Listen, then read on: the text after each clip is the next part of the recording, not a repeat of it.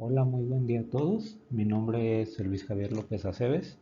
Soy médico adscrito al servicio de ginecología, concretamente a la unidad de cuidados intensivos obstétricos del nuevo Hospital Civil de Guadalajara.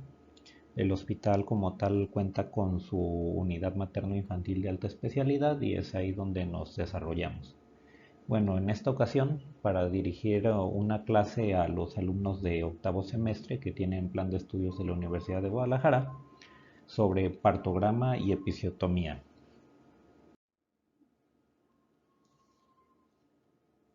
Bueno, más que una revisión de lo que seguramente ya el semestre pasado en su clase de ginecología y obstetricia tuvieron, es más bien dar unos consejos sobre cómo va a ser su vida ahorita en el preinternado y en el internado. Su trabajo va a estar estrechamente relacionado con la elaboración del partograma. Porque bueno, de una manera tradicional es algo que los médicos especialistas delegan a los becarios y los residentes generalmente delegan el llenado del partograma al interno. Entonces muchas veces los internos pues se preguntan, bueno, ¿esto que estoy haciendo realmente es importante o no? Y dependiendo hemos visto pues malas prácticas sobre esto, que de repente inventan ciertos datos. El partograma, además de lo que está establecido en las normas oficiales, pues también incluye, dependiendo del formato de cada hospital, algunos otros datos, donde signos vitales, por ejemplo, de repente los becarios los inventan. Entonces no debe ser así. Para eh, el correcto llenado es importante este instrumento porque nos va a servir de base para la toma de decisiones. Es como la evidencia en lo que nosotros nos vamos a respaldar tanto médica como legalmente y a veces también administrativamente en el por qué cambiamos un manejo, por ejemplo, por qué decidimos administrar oxitocina, por qué decidimos hacer una rotura artificial de membranas, por qué decidimos interrumpir incluso el trabajo de parto y pasar a la paciente a cesárea, por qué se decidió un nacimiento instrumentado con forceps. Bueno, todo esto es importante y va a estar respaldado en el partograma. Podemos tomar la mejor decisión clínica, pero si llega a haber alguna complicación, porque las complicaciones no todas pueden ser evitadas, y revisa alguna autoridad el expediente, lo encuentra incompleto concretamente con la falta de este documento, nos podemos meter en un problema médico legal. Entonces, si leemos la literatura del partograma, vamos a encontrar todavía mucha literatura sobre la curva pues tradicional de los años 50, esta curva sigmoidea con una fase latente, una fase activa. La fase activa pues va a contar con un periodo de aceleración donde la tasa de dilatación va a aumentar significativamente en relación a la fase latente, luego una fase de máxima pendiente donde la aceleración es máxima y luego una fase de deceleración donde el trabajo de parto pues sigue, continúa, pero hay más que dilatación y hay un descenso. Luego viene el parto y el periodo expulsivo y el tercer periodo. Entonces, bueno, quiero que les quede claro de esto, pues la importancia médico-legal del correcto llenado de esto. Ustedes pueden salvarle el pellejo a sus residentes, a sus adscritos, si hacen un buen llenado del partograma.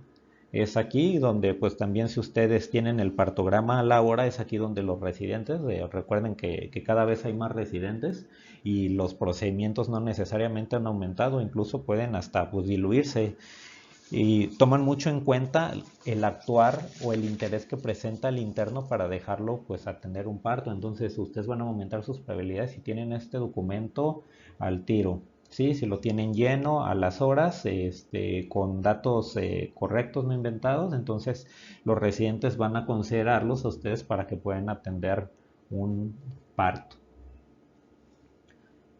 Y bueno, esta diapositiva la quería poner para que vieran más o menos cómo antes se establecía de una manera muy concreta el número de horas y a partir de cuántas horas se podía hablar ya incluso de una distocia. Entonces, más o menos estos eran eh, los promedios o en este caso Muchas veces se tiene esa idea de que estos números representan como la media, el promedio, pero generalmente en bibliografía un poco más especializada y concreta, muchas veces van a encontrar cifras que son realmente el percentil 95, es decir, la mayoría de las pacientes incluso pueden estar muy alejados de estas cifras. Entonces el percentil 95, es decir, que el 95% por ciento de las pacientes ya tuvieron esta dilatación y solo el 5% tienen una duración fuera del rango que viene aquí, y es lo que se considera normal. Ese 95, percentil 95, bien pudo haber sido percentil 97, 99, dependiendo el que describió, es el punto de referencia que toma. Entonces no se confíen si les dicen, bueno, es que una paciente multigesta me va a dilatar pues tantos 2 centímetros por hora, ¿no? Porque puede ser que dilate más rápido, porque a lo mejor esos 2 centímetros por hora representan el percentil 95 y el percentil 50 pues viene siendo más dilatación, 5 centímetros, ¿no? Entonces va a haber pacientes que, y entre más partos tengan o más, a veces es muy difícil porque generalmente la literatura tiende a englobar en las multíparas pues a las que ya es su segundo parto junto con las que ya es su quinto, y créanme que las que llevan más partos tienen su parto más rápido. Y bueno, guías de práctica clínica siempre ha habido, y en donde se manejan, por ejemplo, esta que era la antigua del año 2008, pues maneja unas evidencias un poco distintas a la versión actualizada de hace 3 años. Si bien ciertas recomendaciones no han variado con el paso del tiempo, algunas sí. Es muy importante que la obstetricia al final de cuentas es una ciencia, una especialidad médica, al igual que cualquier otra especialidad, llámese medicina interna, cirugía, pues está pediatría, está frecuentemente actualizándose. Entonces varios conceptos que a lo mejor eran una verdad hace 20 años, puede ser que ahora ya no. Concretamente el caso, por ejemplo, vamos a mencionar más adelante la episiotomía. También el caso de lo que viene aquí, que es el partograma. Este es el sustento, pudiera ser legal. La norma oficial mexicana 007 para la atención de la mujer durante el embarazo, parto y puerperio y de la persona recién nacida. Esta pues ya hace casi 6 años que se actualizó, y esta es de observancia obligatoria para todos los proveedores de servicios de salud, tanto públicos como privados. Entonces aquí se sustenta, este es el apéndice normativo B de la misma guía, cómo tiene que ser. Es un ejemplo de partograma, tiene la fecha, la hora, la frecuencia cardíaca fetal, que aquí pueden irla llenando con un puntito, generalmente la dilatación y el descenso. Aquí cada hospital va a elegir los símbolos de que se utiliza cruz, que se utiliza círculos. Aquí es donde se van anotando la curva, perdón, del descenso y la curva de la dilatación. Esto es a través del tiempo. Es muy importante el tiempo aquí, generalmente cada cuadrito representa una hora, entonces aquí se va a ver reflejado la evolución del trabajo de parto de la paciente, y esto es lo que tiene que estar muy bien lleno y para respaldar las decisiones que toman los médicos. Como les comentaba, a veces, si ustedes tienen mal este documento, pudieron haber tomado una decisión, y ya ha habido casos legales que nada más pierde el médico porque no hizo en general un buen llenado del expediente clínico. Y muchas veces por estas cosas que pudieran darnos hasta flojera, porque se considera algo de rutina, algo que tal vez, y porque así se ha demostrado en las evidencias que vamos a revisar, tal vez no tenga mucha utilidad real, pero como está en una norma oficial mexicana, tiene un sustento legal y tiene que llenarse para ustedes evitarse problemas. A veces se confían porque dicen, bueno, son internos, a nosotros vamos a ser internos, o no nos van a afectar realmente. Pero sí probablemente los llamen a declarar, probablemente no. Sí ha habido algunos casos raros donde sí se involucra a los internos. Sobre todo, tómenlo como una recomendación, pues cuando hacen ciertas cosas, por ejemplo, si un interno atiende un parto y no es supervisado y no demuestra, es importante aquí que siempre ustedes, tanto los residentes como ustedes, deben conseguir las firmas de los adscritos, porque si ustedes atienden un parto, no, o sea, a las 2, 3 de la mañana, la episiotomía se repara mal, la paciente tiene una dehiscencia de la episiotomía y luego la paciente demanda o denuncia, y si ustedes en su expediente no tienen la firma del médico adscrito, el médico adscrito puede decir, pues yo no estaba enterado, a mí no me hablaron, yo no firmé, no está mi firma, no estuve ahí, ¿no? Claro que va a haber recursos donde se puede demostrar que el adscrito estuvo ahí, pero puede ser que haya otro procedimiento y el adscrito, o sea, les estoy contando cosas que han pasado, ¿no?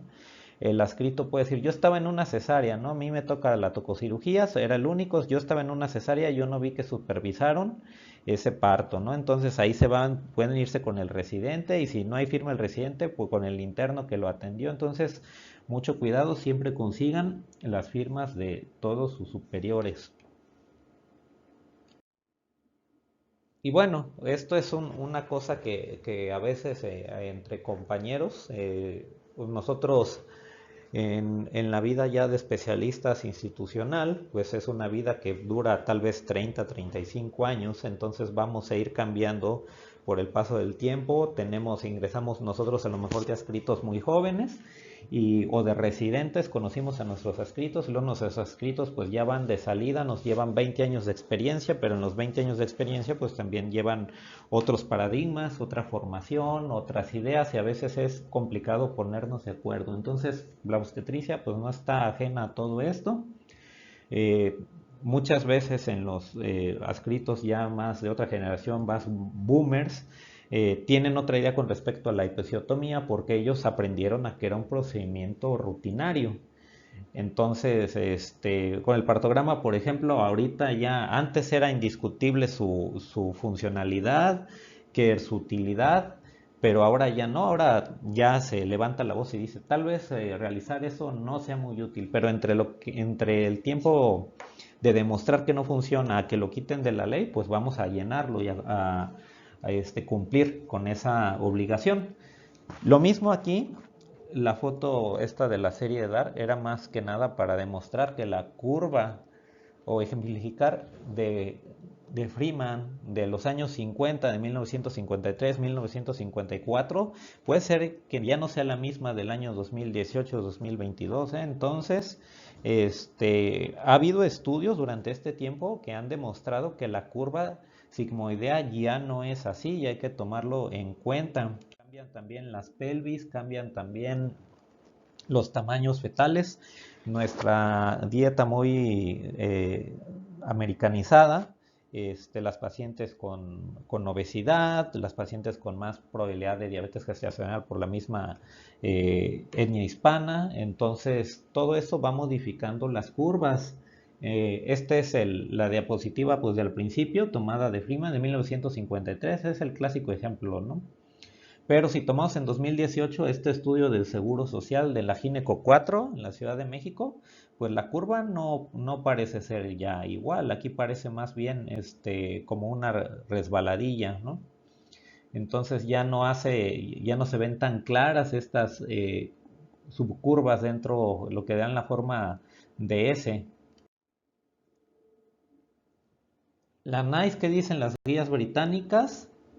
Nada más para ejemplificar, porque a veces la nomenclatura, sobre todo nosotros que utilizamos una escuela un poco más americana, no necesariamente lo que decimos nosotros es lo que se hace en todo el mundo. Ellos como definen trabajo de parto en fase latente, por ejemplo, menos de 4 centímetros de dilatación. Hay otras días que dicen 5, otros días que dicen incluso que a partir de 6. Y bueno, son las recomendaciones de la curva, así para nosotros cuando la interpretemos tomar en cuenta, pues esto, que probablemente para unas guías 3 4 dilatación, eh, nos, si nos respaldamos en esas guías, pues vamos a actuar antes, otras que dicen, bueno, a partir de 5 o 6, esos 4 o 5 centímetros mm, de dilatación, pues pueden ser tierra de nadie, entonces a veces los podemos considerar como fase latente, fase activa, dependiendo las guías en lo que nos estemos apegando.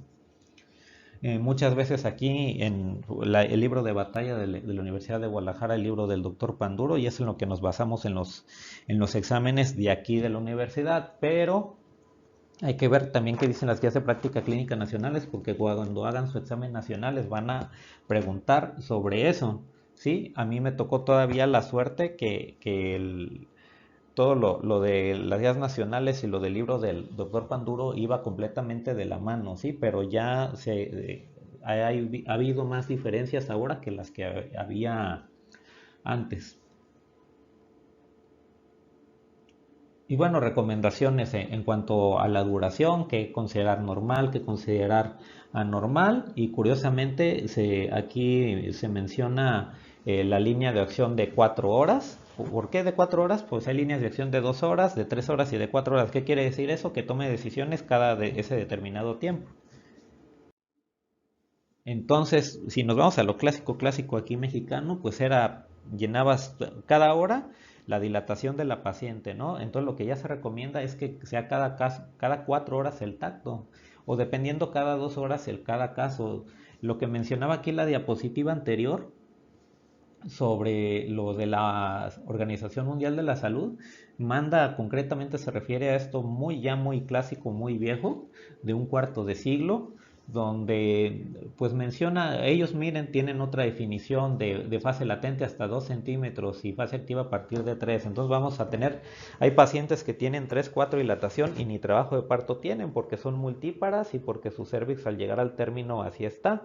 Va a haber pacientes que nulíparas que tienen 3 centímetros de dilatación y realmente se me hace muy complicado hoy en día apegarme a esto. Más bien sería apegarme a lo que decía originalmente la NICE, de los 4 incluso hasta los 5 centímetros de dilatación para tomar en cuenta la fase activa. Entonces aquí venían las recomendaciones de 1991 con cuánto si hay retraso en la dilatación, que es lo que viene todavía clásico en el libro del doctor Panduro, cómo actuar ante cada caso para diagnosticar distocias. Aquí voy a actuar, voy a utilizar oxitocina porque ya se me está retrasando el parto y así. O ya cuando llega el periodo expulsivo, pues cuando voy a aplicar forceps. Entonces, pues es como una guía. El estudio de la Gineco 4 en la Ciudad de México, miren, aquí incluyeron pacientes nulíparas, eh, edad gestacional ya de término, un embarazo único, una dilatación al ingreso de 1 centímetro, amnios íntegro y de presentación cefálica. Ellos querían sacar su curva de partograma local para ver si y compararla con la clásica. Esto es lo que obtuvieron. La dilatación, cuánto tardaba de llegar 1 a 2 la paciente, 5 horas, imagínense. Entonces las pacientes, muchas creen que siempre van a dilatar 1 centímetro por hora y pues llegan con 1 o 2 de dilatación y pues hay que explicarles que los primeros 4 o 5 centímetros son lentos. Ya cuando llegas a la fase de, como se mencionaba en la curva clásica de pendiente máxima, vamos a encontrar una dilatación, ahora sí en promedio, 1 centímetro por hora.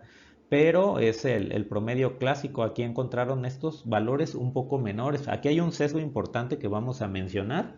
Entonces aquí es la curva que obtuvieron ellos con su respectiva desviación estándar. Obviamente en las fases precoces va a variar mucho. Ya cuando entran a la fase activa concretamente ya no varía tanto de paciente a paciente.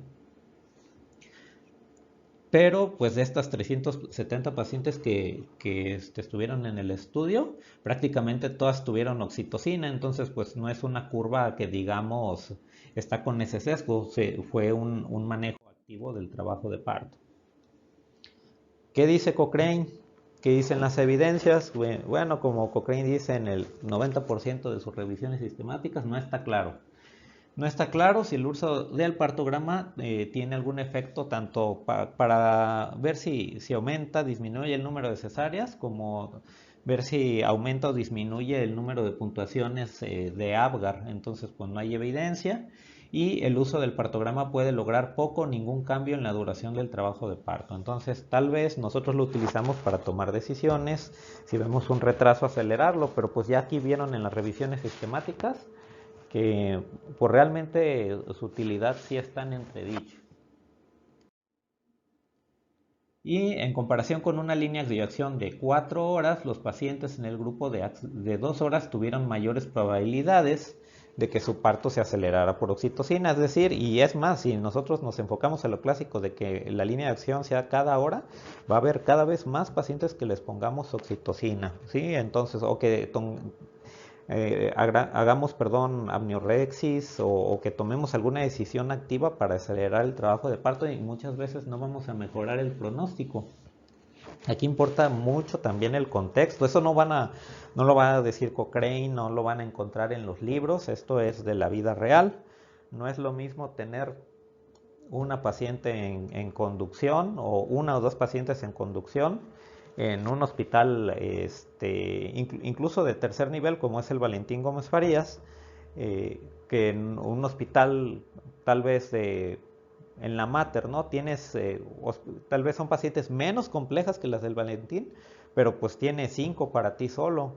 Entonces, pues tú decides, tú vas organizándote, ¿no? Pues no puedes dejarlas ahí a las 5, sino tienes que tomar decisiones para a lo mejor con tomar la mejor decisión para sacarlas bien a las 5. Ese es un problema que tienen los hospitales saturados.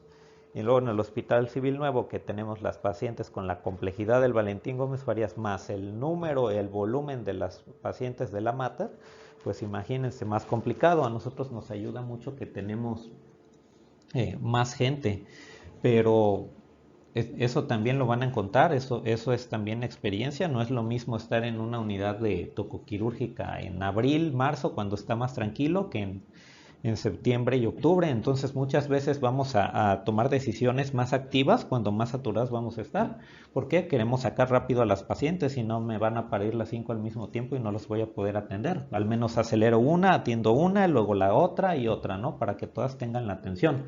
El problema con lo médico legal es que siempre el juez o el Ministerio Público ve que la paciente que se complicó te la maneja como si fuera la única paciente. Sí, a ellos no les interesa si había otras 15 pacientes y las otras 15 les fue bien. A ellos les va a interesar nada más la paciente que puso la denuncia y como si ella hubiera sido la única paciente que viste en todo el día. Lamentablemente así es una de las desventajas del todo este entorno legal, que ustedes estoy seguro que ya han escuchado los problemas que hay. La obstetricia es de las especialidades, perdón, más demandadas. ¿Por qué? Porque pues, simplemente es una especialidad donde todo el mundo espera un resultado bueno. Entonces, si no hay un resultado bueno, le echan la culpa al médico.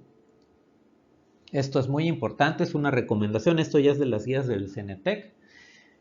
No se deberá indicar ingreso a las pacientes que estén en fase latente y aquí ellos la definen dilatación igual o menor a 4 centímetros. Y aquí viene un problema también que puede ser dar pie a las quejas, ¿no? Si llega la paciente, sobre todo las primigestas, 3 centímetros de dilatación, 2, 3 centímetros y ya traen mucho dolor y ella y los familiares, sobre todo porque cuando son adolescentes son los familiares, exigen que se ingrese la paciente porque ellos creen que se ingresa y ya va a tener su parto, pero no es así. O sea, si ingresa le vamos a aumentar el riesgo de que distociar esa paciente, que acabe en un procedimiento que realmente no necesitaba por no tener la paciencia de esperar a que el trabajo de parto evolucione de manera natural. Pero luego va a haber una presión legal, tal vez la paciente puede tienen hasta un número ahí para quejarse, entonces van a marcar, pueden meter alguna queja. Y si se quejan, por ejemplo, en derechos humanos siempre es culpa del servidor público, pobre paciente, ¿no?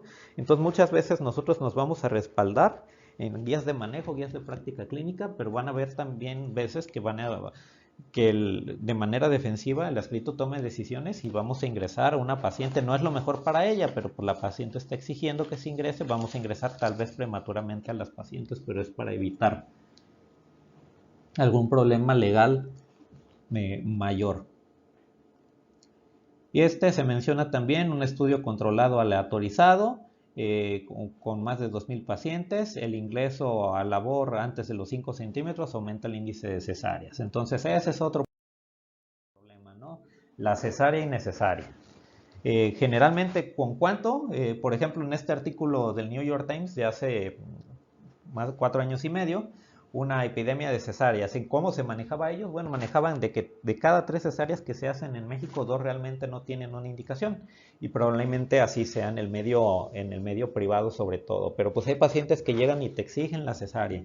Entonces también hay que ver en qué estamos entrando en una etapa de empoderamiento femenino donde las pacientes deciden sobre su cuerpo. Entonces llega, es muy común, sobre todo entre más letrada sea una paciente, que llegan y con por ejemplo, en el Valentín Gómez Farías, pues vemos muchas pacientes que son maestras o que son licenciadas, son pacientes estudiadas.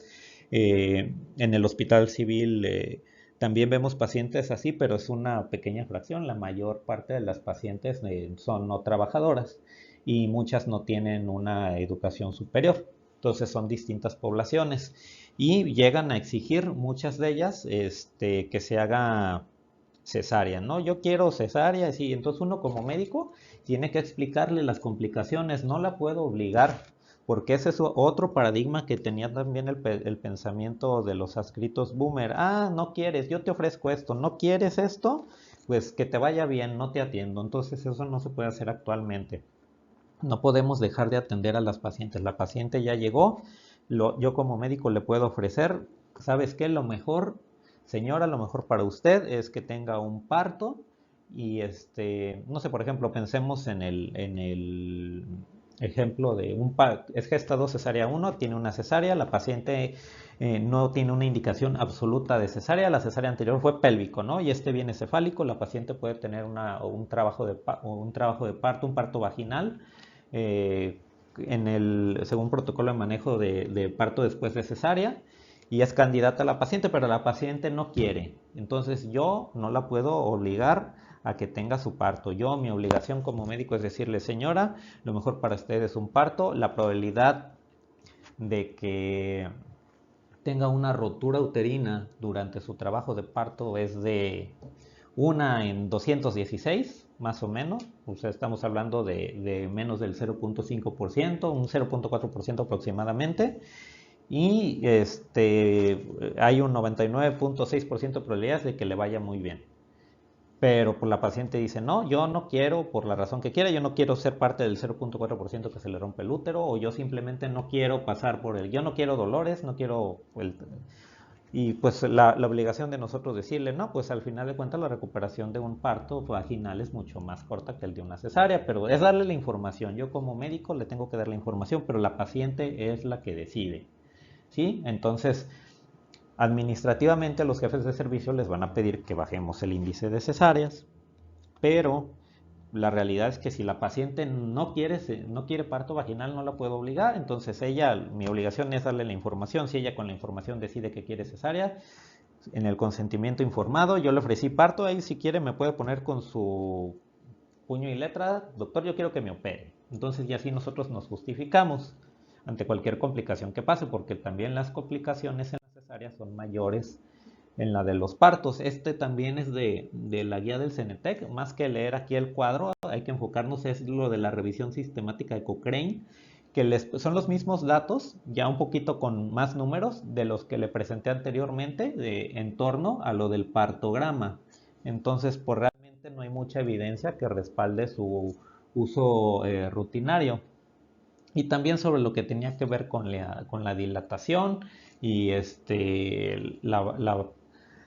aumento de la probabilidad de tener acciones que pues no estaban del todo justificadas o no había ninguna necesidad, como el caso de romper prematuramente unas membranas. Y lo del estudio mexicano, que es el estudio de la ginecocuadro que les presenté. Entonces siempre es una recomendación personal, no nada más ven las guías siempre traen un sustento de por qué están dando tal evidencia o recomendación. Entonces vale la pena revisar las publicaciones originales. Y esto es muy importante. Muchas veces no comparto lo que dicen todas las recomendaciones. En este caso sí la comparto. Hay una gran variabilidad reportada en la tasa de dilatación. Entonces, como buen punto de práctica clínica, es muy variable. Entonces no tenemos que encasillarnos, tenemos que ser abiertos y cada paciente va a llevar su ritmo de trabajo de parto. Pero, como les comentaba, hay que llenar el partograma para fines legales, ¿sí? Pero no hay que hay que hacerlo bien. Y bueno, ya enfocándonos en la segunda parte de la presentación, ¿qué les voy a recomendar? Esta monografía la encuentran fácilmente en internet. Es episiotomía, los procedimientos y técnicas de reparación. Lo hicieron en 2008, el Colegio Americano de Obstetras y Ginecólogos. Lo justifican de una manera muy bonita. Básicamente ellos dicen, la episiotomía es el procedimiento cirugía menor en obstetricia más común que va a hacer un obstetra en su vida.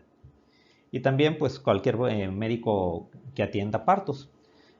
Muchas veces, por ejemplo, en los regionales, en los hospitales regionales de aquí de Jalisco, los partos los atienden médicos generales. Entonces, tanto ellos que atienden partos como los obstetras deben estar familiarizados con la reparación, como en el procedimiento de hacer y reparar la episiotomía. Y muchas veces es tan común que lo ha escrito lo del legal residente, la enseñanza de los internos. O sea, ustedes van a aprender. Es muy raro, va a ser muy raro que un médico adscrito se pegue ahí con ustedes y les diga. Sí los debe así como de plano apreciar mucho para que eso pase, porque el médico adscrito casi siempre va a estar en lo quirúrgico mayor. Entonces, ¿quién les va a enseñar a reparar? Pues el residente, y generalmente es el de más baja jerarquía. Entonces ahí los R1, ya con su experiencia de partos atendidos durante el año, pues los van a enseñar. Entonces, si los enseñan tal vez de una forma muy bonita, pero tal vez no muy didáctica, pero tal vez no sea la mejor. Es decirle, bueno, ustedes van a ver ahí el desgarro, van a ver la episiotomía, tú pega lo que sea del mismo color, que lo dicen de una manera coloquial, blanquito con blanquito, negrito con negrito, pero pues lo ideal es que conozcamos esto, ¿no? La anatomía de la mujer. La fosa vestibular es esto, ahí va a empezar, de ahí empieza el perine es todo lo que hay de la fosa vestibular hasta el ano, ¿no? Entonces, esta es donde vamos a realizar nuestra episiotomía, esta área. Hay dos técnicas, y lo curioso es que al final de cuentas la episiotomía es una cirugía, ¿no? Es una cirugía, la consideramos menor, pero es una cirugía y varía mucho eh, los procedimientos técnicos para hacerla, las técnicas. Entonces es algo quirúrgico, y lo quirúrgico lo van a ver ustedes en su internado.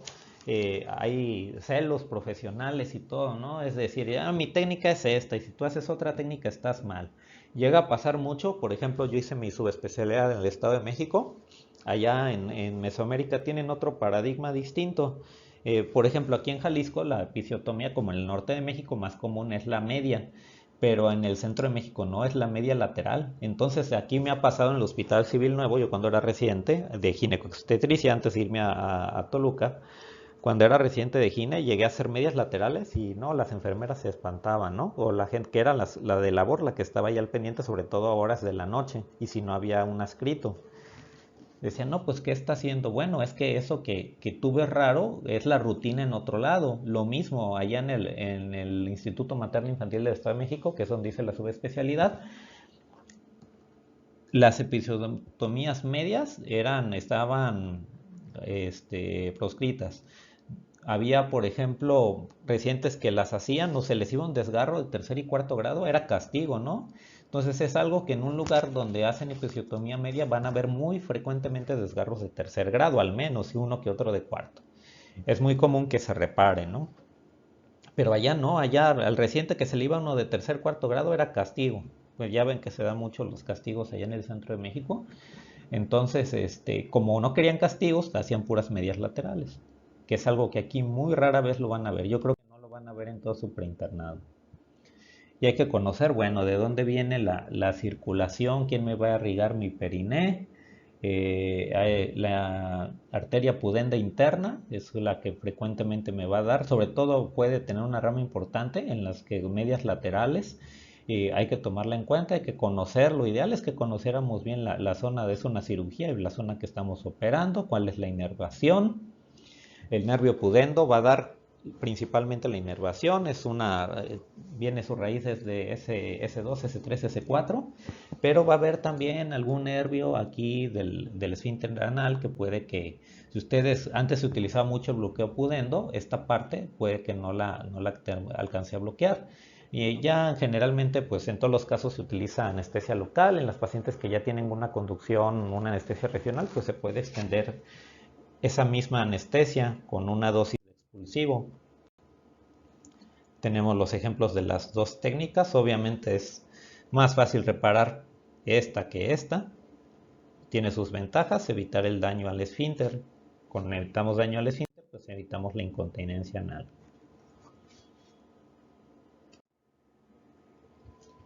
Bien, ¿a quién le vamos a realizar la episiotomía?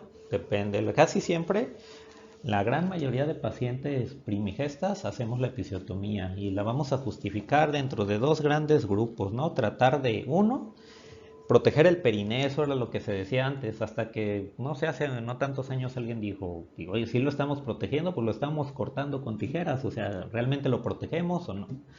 Entonces, pues muchas veces se justifica esto, si no hacemos epicio, se hacen desgarros y los desgarros, la episiotomía es una línea, o sea, es un desgarro controlado. Los desgarros que se hacen cuando no hacemos epicio, pues son desgarros, puede haber hasta varios en sentidos diferentes, es más difícil de reparar, entonces se daña más el piso pélvico, esa es una justificación. Y la otra es preocupación en torno a que van a tener un parto y siempre va a estar ahí el pediatra y el pediatra quiere que nazca lo más rápido posible, ¿no? Entonces van a ver ahí la cabeza perineando y ellos ya córtale, ¿no? Para que salga rápido la cabeza y no necesariamente esto debería ser un problema. Por ejemplo, bueno, nosotros cuando nos formamos con la creencia de que la episiotomía era como la rutina y como que siempre se había hecho así, pero no es así. O sea, si revisamos la historia, lo poco que hay escrito, pues realmente es muy raro que se describan las episiotomías. Probablemente se hacían, probablemente no. Recuerde que antes la gente paría en su casa, entonces en su casa pues no era tan frecuente que cortaran y que se repararan. A partir de que la gente empezó a nacer en los hospitales, empezaron a hacer más episiotomías y en los hospitales, eso fue ya en el siglo XX. Y ahí fue cuando se volvió una rutina. Las maniobras, eso acompañado de una maniobra de Ritgen para proteger el periné. Entonces, de generación en generación se pasó esa información y fue con lo que nosotros todavía hace no tantos años nos formamos. Luego ya vienen que no, que ya es un procedimiento, pues una cirugía menor innecesaria, que no en todos los casos. Ya hay pacientes que, ya ven, las pacientes luego se informan y no se informan realmente en los lugares más apropiados para tener una formación y una información y pues ya llegan exigiendo que no se les realice ningún epicio, ¿no? Entonces ya hay gente también en lo legal, pues dicen, bueno, es que la episiotomía debería tener un consentimiento aparte.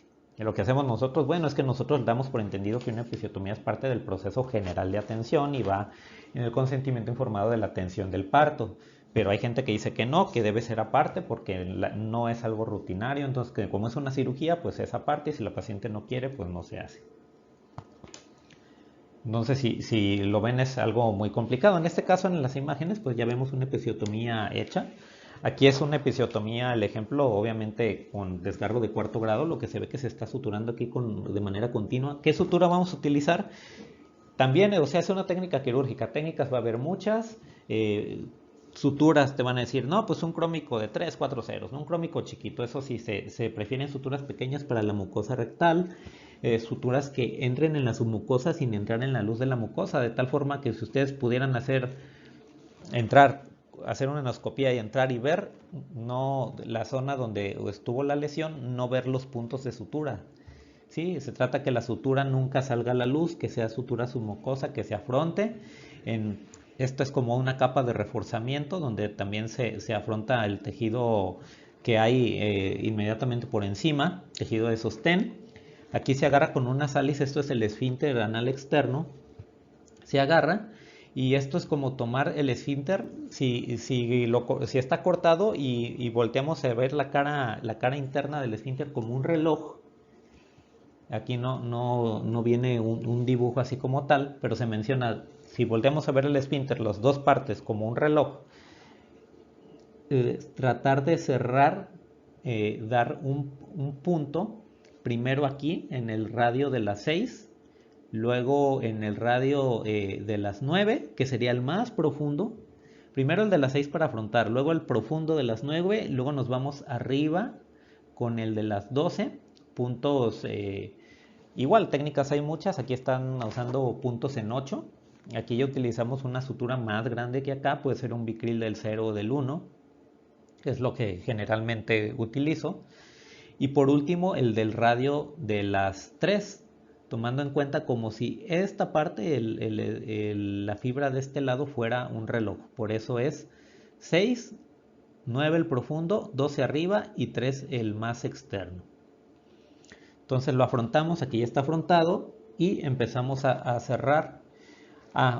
Cosa importante me faltó mencionar, cuando cerramos mucosa rectal, empezamos, aquí tenemos el desgarro, 1 centímetro el primer punto, arriba del desgarro para agarrar todos los vasos y luego nos bajamos. Igual aquí en la mucosa, el primer punto 1 centímetro arriba del vértice del desgarro, luego nos bajamos. Ahí está el punto, nos bajamos y llegando abajo vamos con un subcuticular. Aquí hay varias técnicas, hay quien hace puntos simples cuidando que el nudo quede por dentro. En este caso de la COC recomienda este punto subcuticular y para afrontar la piel.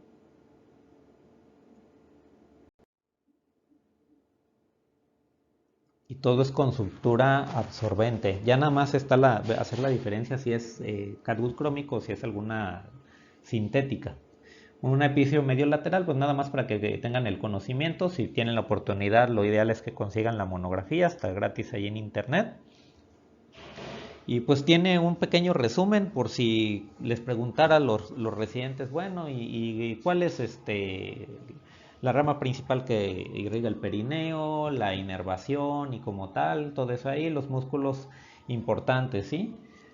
Es importante conocer la anatomía. Generalmente vamos suturando, queremos suturar por capas. Por ejemplo, hay dos músculos transversos aquí, uno superficial y otro profundo, y realmente en la práctica es difícil distinguir cuál es el superficial y cuál es el profundo. Generalmente suturamos la fascia de los dos juntos. Es difícil realmente a veces, sobre todo al principio que empezamos a atender partos, de poder identificar bien las estructuras. Lo que sí tenemos que ver bien es si hay lesión en el esfínter anal. Las lesiones del esfínter anal, esa puede ser otra pregunta que les harán sus residentes para que los dejen atender partos. Pues hay distintos grados. En general, el desgarro perineal, desgarro nada más que involucra mucosa, primer grado, capa muscular segundo grado, esfínter anal tercer grado, pero ese se divide en tres, el A, el B y el C.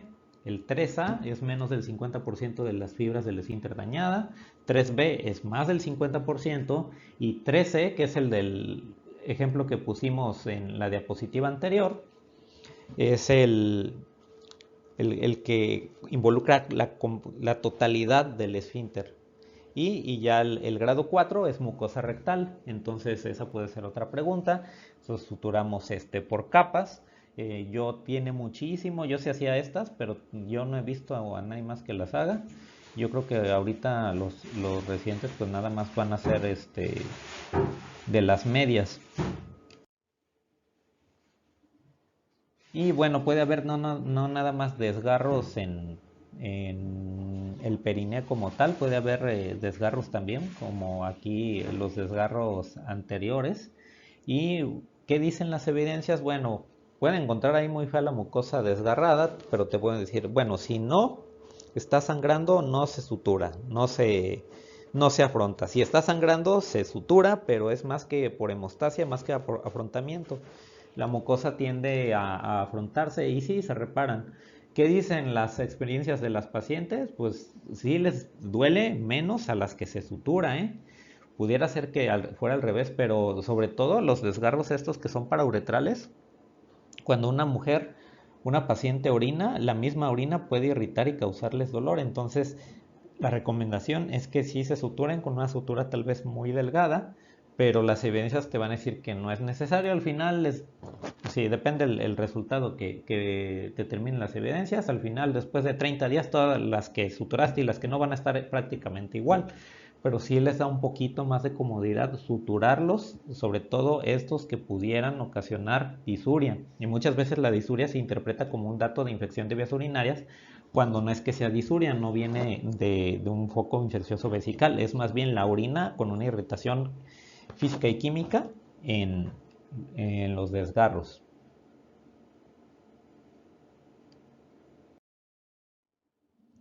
Y bueno, vamos a pasar a resolver las dudas ahorita en el aula virtual.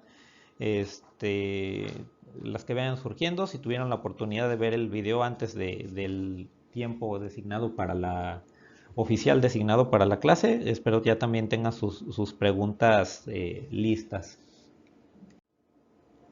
Nada más antes para comentar. Generalmente en Hospital Civil Nuevo utilizamos mucosa rectal crómico de 3 ceros, continuo. Casi siempre es continuo, salvo que haya puntos separados, damos porque queremos evitar que haya espacios muertos. Y después de reparar vemos que hay mucha separación en los tejidos y que pueda quedar un espacio muerto y potencialmente puede infectarse, entonces sí utilizamos puntos simples para afrontar las distintas capas. En general no se utilizan tanto. Todo lo demás del epicio es con crómico 2 ceros en el hospital, por si les preguntan. El esfínter, casi siempre, recuerden, Vicryl del 0 o del 1, pero es lo único que utilizamos Vicryl. Todo lo demás viene siendo crómico. Siempre que suturemos el esfínter, no nada más agarrar fibras musculares, sino involucrar también la cápsula, la parte más externa del esfínter, que es lo que finalmente le va a dar el sostén y que pueda volver a funcionar.